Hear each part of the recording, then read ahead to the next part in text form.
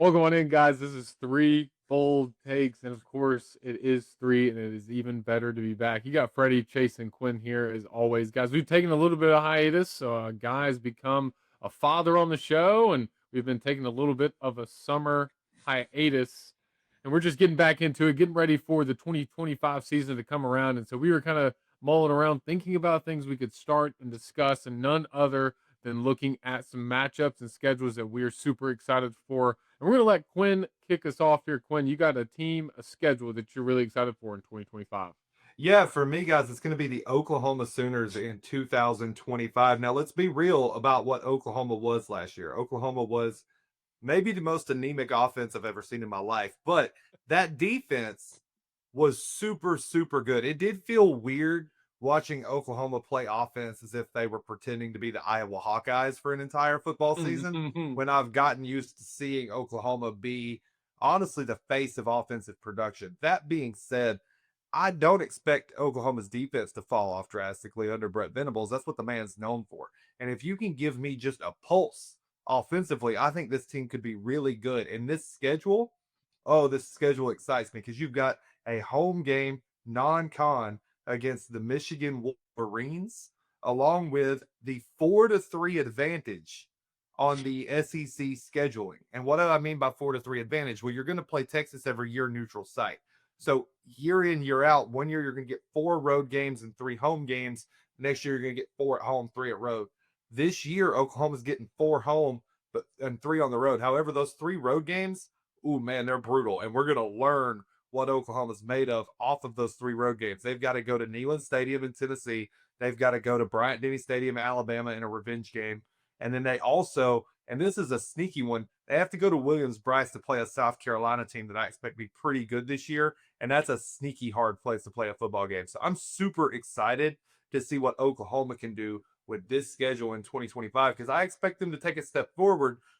But how are we going to evaluate that step forward? And what degree is this schedule going to impact their ability to improve on last year? See, and that's what's so tough because if you look at I use Florida as a good example of this because last year and this year combined, you would say they have one of the tougher schedules in all of the country. Depending upon where you look, the ranking varies from 1 to 12, it seems. But you can see an improvement in a team, but your records stay the same. And that's one of the things I fear for Oklahoma because of this schedule that you're talking about, Quinn. I assume that they're going to be a better football team heading into this year than they were last year. However, at the end of the year, if we look back and say, well, they had the exact same record they had the year before, should we let Venables go? Like, is this his fault? You know what I mean? So I'm very, very concerned for that aspect of it whenever it comes to this upcoming year. But yeah, I mean, tough schedule. You've got, to me, Texas, South Carolina, and Ole Miss and Tennessee in 4 back-to-back weeks. Like, that is a tough, tough stretch. Now, luckily, you do get a bye week before you play Alabama, so that's at least a positive. But I mean, if they go through those 4 weeks 3-1, I'm looking at Oklahoma as an actual playoff contender. If they can get through that schedule 3-1, and then let's say they lose to Bama, that's 2, and then they play LSU. So it's definitely a tough schedule, and I think it is ranked probably in the top 10 or 15 in the country. Now, granted, I know what some of you are going to say. Well, they're in the SEC. Of course, it's going to be ranked high. That is true, but also not true, if that makes sense, because we saw the SEC last year wasn't as dominant as years prior, but yet their schedule's still ranked up there. So super excited to see. Yeah, very tough schedule, and it should be a lot of fun to watch Oklahoma and see the advancements that they've made.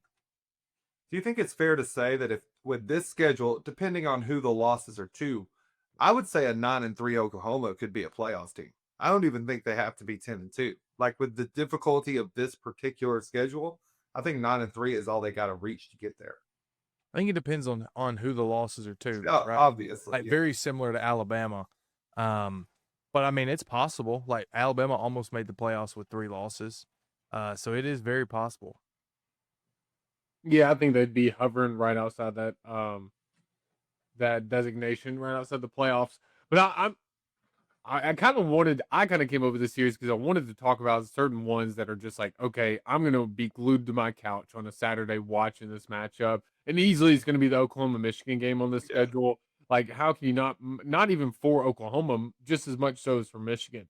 I was really down on Michigan a year ago, and then you come in this year. I kind of have a feeling they should have higher expectations this year. They ended pretty well last year, of course, beating Alabama in their bowl game, but now getting to be having Michigan at home for Oklahoma. I think that's an exciting game. And you know what? I work at the FCS level in college athletics, so I got to give a little shout out to Illinois State to start off the season. It's not as much a cupcake game. I mean, it will be a little bit, but like Well, if the opening game of the season, I think there could be some hiccups where Illinois State might show a little bit early on in the game, maybe like the first 2 minutes, maybe a kickoff return, maybe that's it. But Illinois State went to the FCS playoffs last year in Division One, so I got to give them a little bit of their props. But they played Temple last year, and then they get straight into SEC play. And I think that's the most sneaky one is playing Auburn first for an SEC game. I don't believe Oklahoma did that last year. I believe they played. Give me 1 second. I'll get you there. I think it was Played- Tennessee, wasn't it?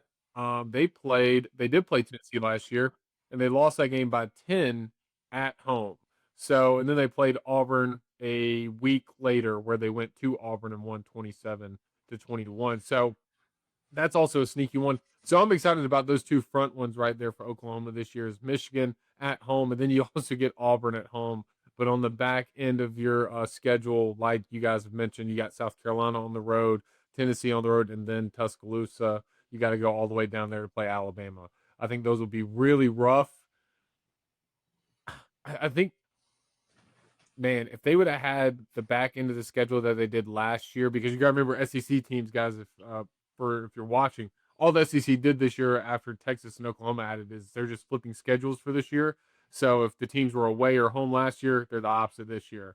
So it's just the same schedule. Which I hate very much. yeah. By the way, It's not pretty, but if Oklahoma could have had like Alabama at home this year, we could easily be talking about like a 10-2, 11-1 Oklahoma team if John Mateer from Washington State can be anything worth of an offensive guy for Brent Venables. So I'm pretty excited about that, but it could be a really great start to a really rough finish for the Sooners if they can't win these games on the road.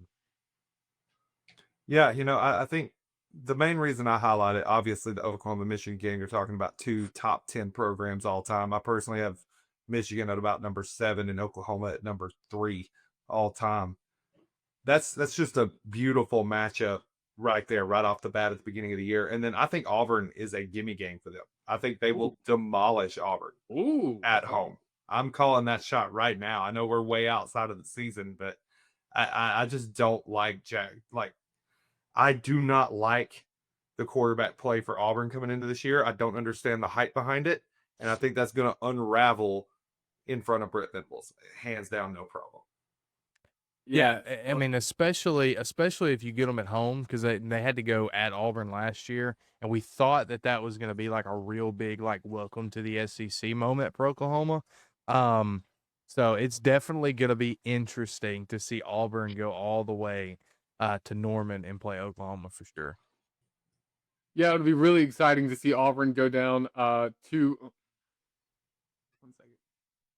I would say go out, not go down, because Yeah. they're heading northwest. That's what got me. That's what got me. That's what got me. Okay. Yeah, it'll be really exciting to see Auburn go out to Norman, Oklahoma to play against Brent Venables with their former quarterback as well. So, guys, as always, thank you so much from Three Bold Takes for watching us. Freddie, Chase, and Quinn, we talked a little bit about Oklahoma, some cool matchups they have in their 2025 schedule, and we're so excited to be back and having you guys here with us.